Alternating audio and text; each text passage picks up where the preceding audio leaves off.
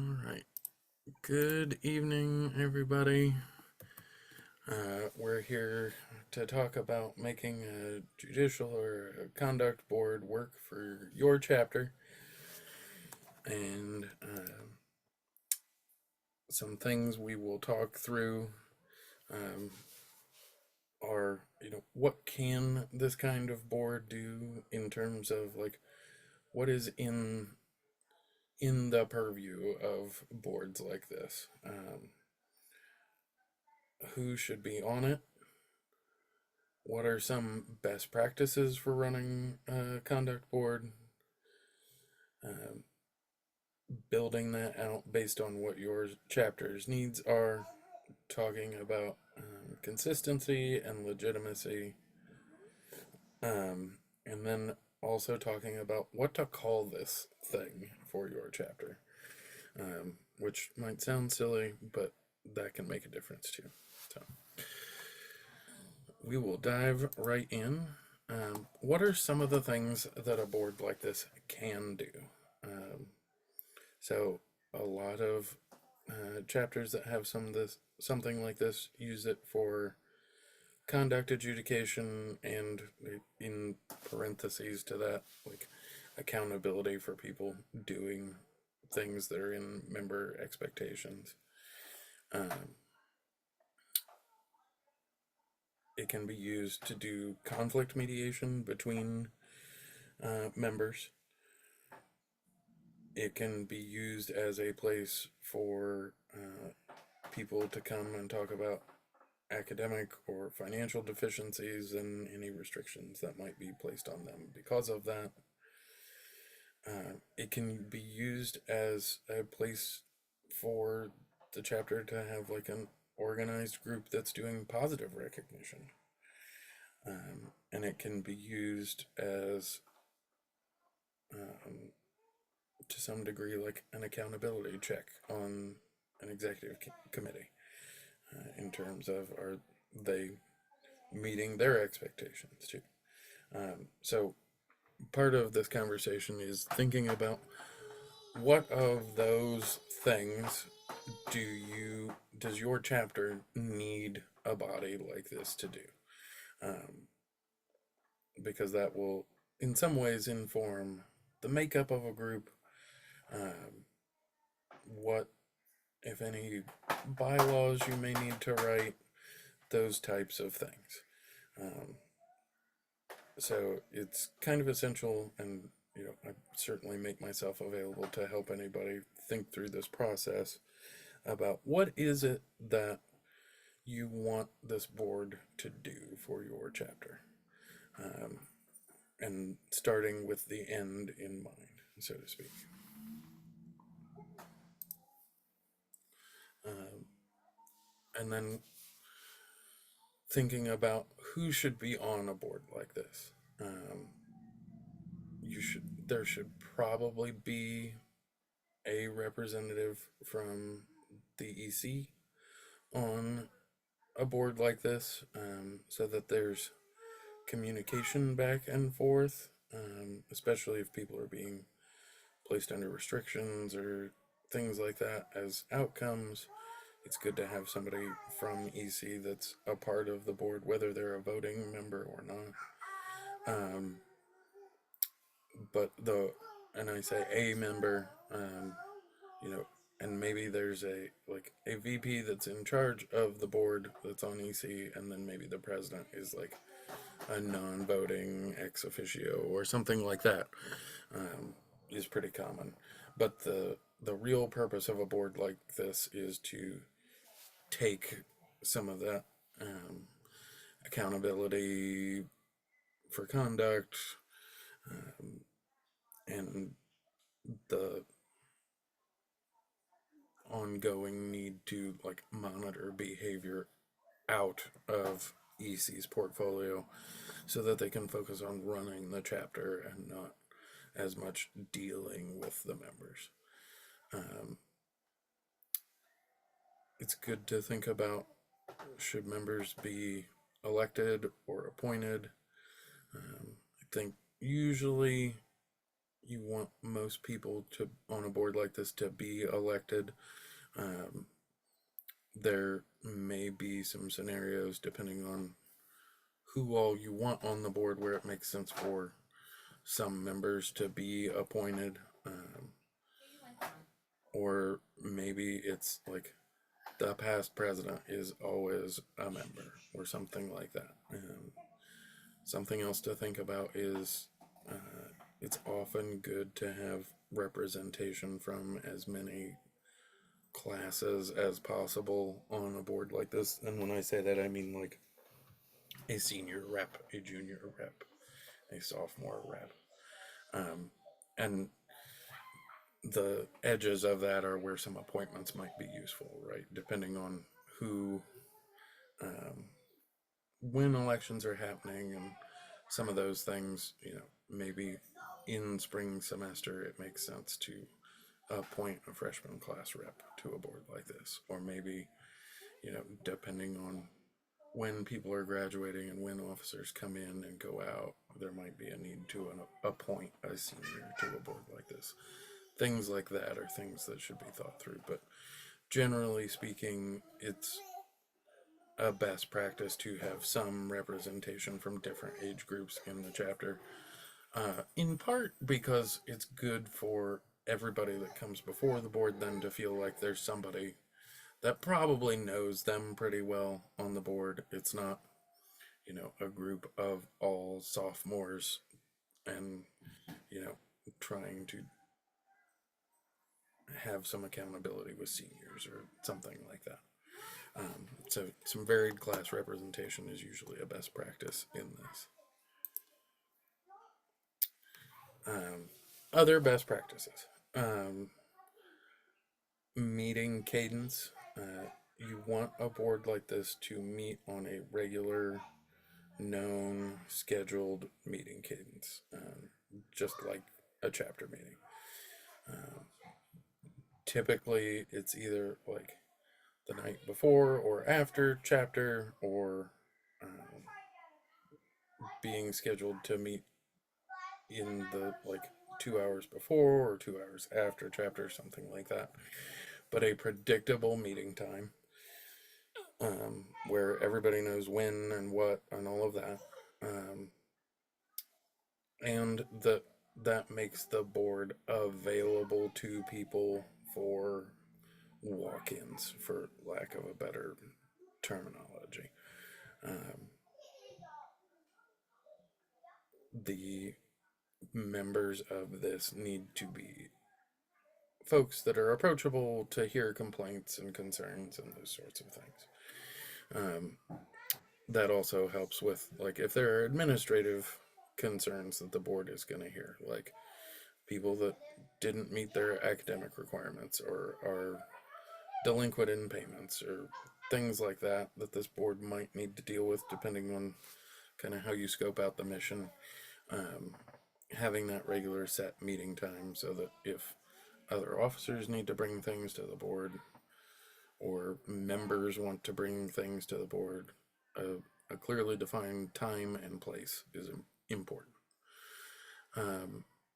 You want to make sure that everybody in the chapter knows how to lodge a complaint or a concern to the board. Some groups will allow that to happen anonymously, some won't, and that's a preference and style thing that can be worked out. But being able to either have somebody in and come in and give a complaint or a concern in person, or be able to like email one, is important, and that everybody knows how that is done. Another best practice is private hearings for people, that are well documented.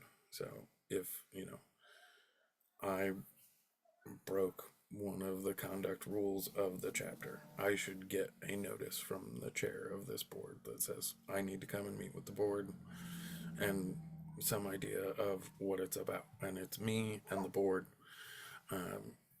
and we have the ability to speak in private, but somebody's keeping track of what's being discussed and what deliberations outcomes come out of the board. That's the documentation piece. And part of that is legacy documentation, because this group is obviously going to change who's in it, but some documentation of things that have happened in the past is often useful for a new group. So we want to make sure that there's documentation happening, and also, should somebody in the chapter be a chronic problem in terms of meeting member expectations, then there is documentation if it comes to the point where somebody needs to be made to leave the organization, right? This group should give regular reports back to the chapter about outcomes. Not necessarily the details of or why, but like there should be some public acknowledgement of if this board is placing somebody on probation or suspension or something like that, then that report needs to get made back to the chapter so that there's not any necessarily like opportunity for folks to say, the judicial board's just operating behind a curtain and nobody knows what they're doing. It should be the outcomes of what they're doing should be public. There should be established modes of communication to do that, for people to send in information, but also for that board to send information back out. Another best practice is that there is an advisor that's part of this board, and that also is for like some institutional legacy knowledge.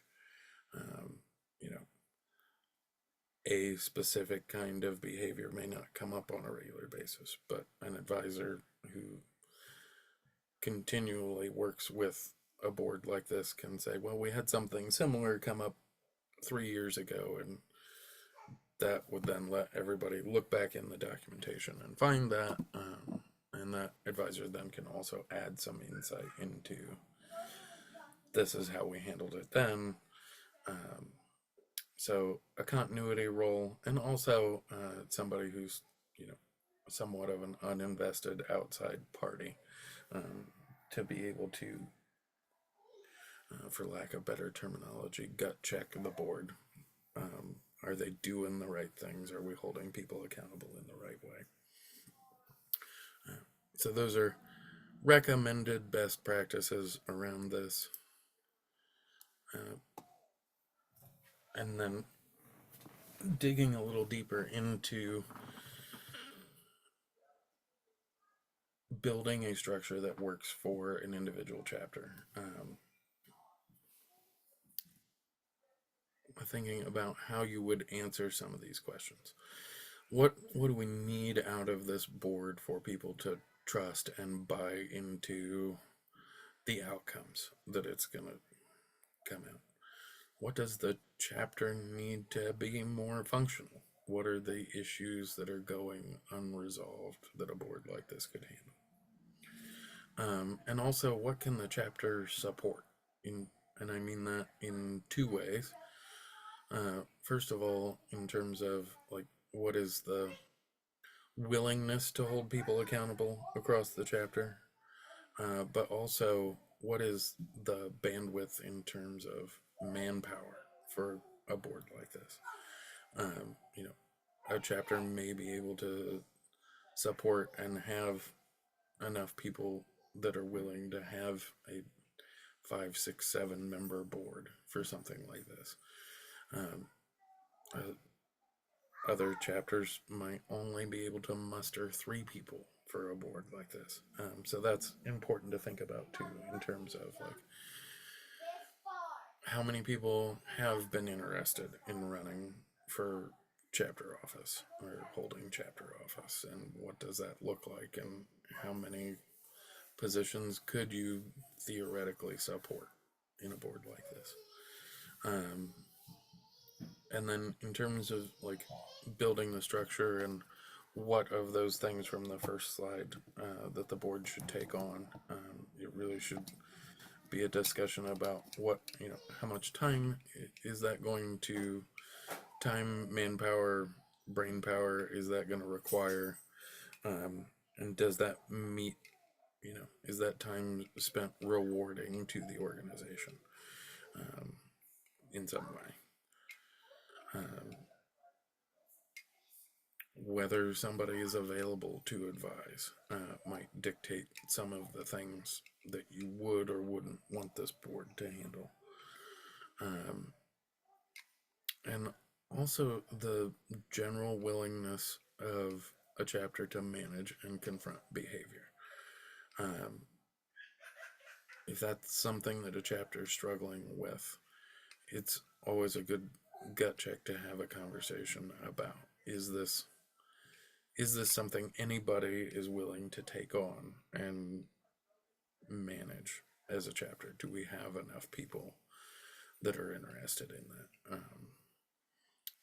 So all of those are things that have to be, I think, considered when you're looking at what's the scope going to be, who's going to be involved, what is the right sizing and fit for an organization.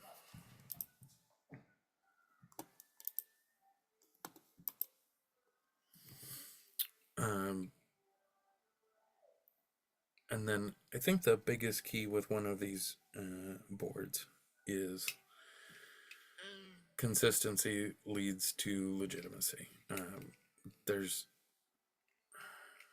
It's always going to be a question there are always going to be people that think that the outcomes from a group like this are unfair. That's unavoidable. But the way you address that is that you make the operation of this group regular. And I mean that in terms of meeting on a regular basis, handling things in predictable ways.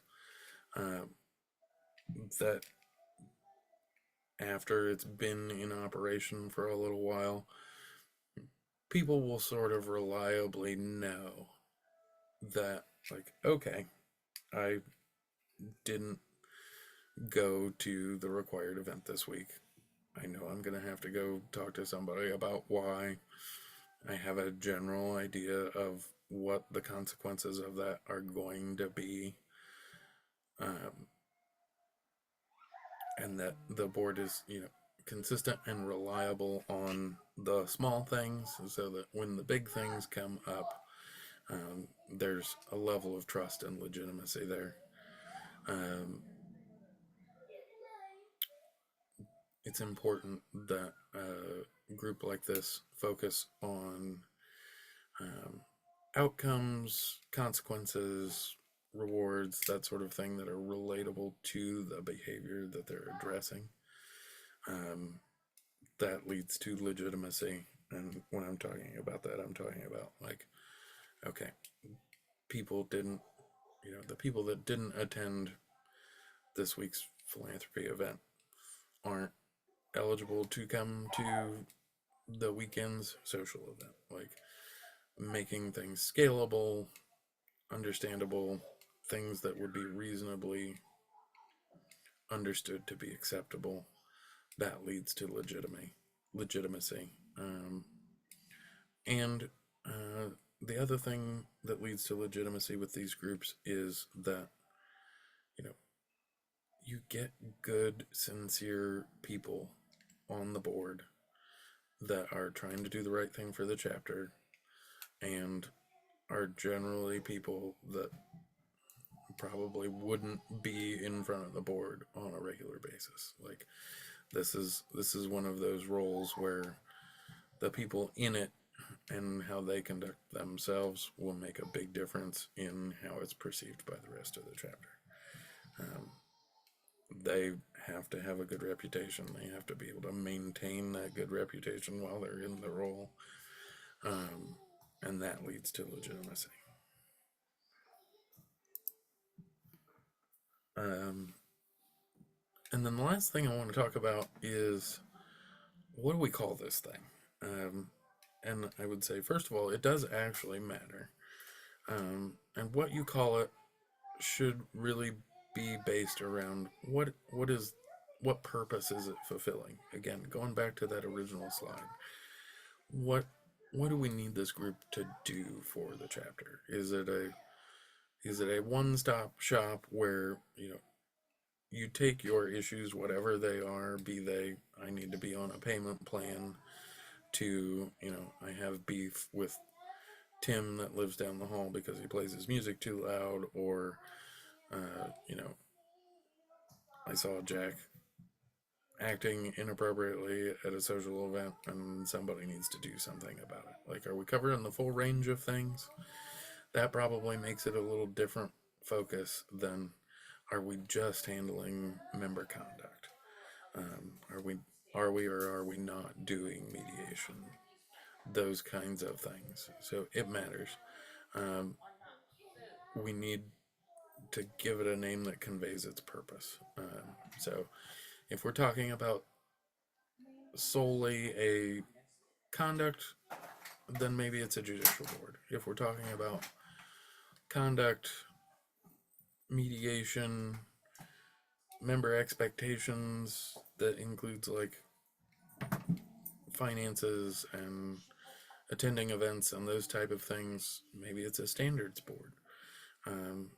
If it's all of those things plus positive recognition plus, maybe it's a more nebulous term like an honor board, or uh, you know a, there are other words out there that could fill that role, right? So but giving it a name that conveys its purpose holistically, in terms of if this board is going to do all of the things that I talked about on that first slide, just calling it a judicial board probably isn't helpful, because it's going to give the wrong connotation about the scope of what it does. So thinking about that, branding it, and how we talk about it with members as it's being instituted, how we will later talk about it with new members as they come in, matters in terms of getting the chapter to buy in and make use of a structure like this.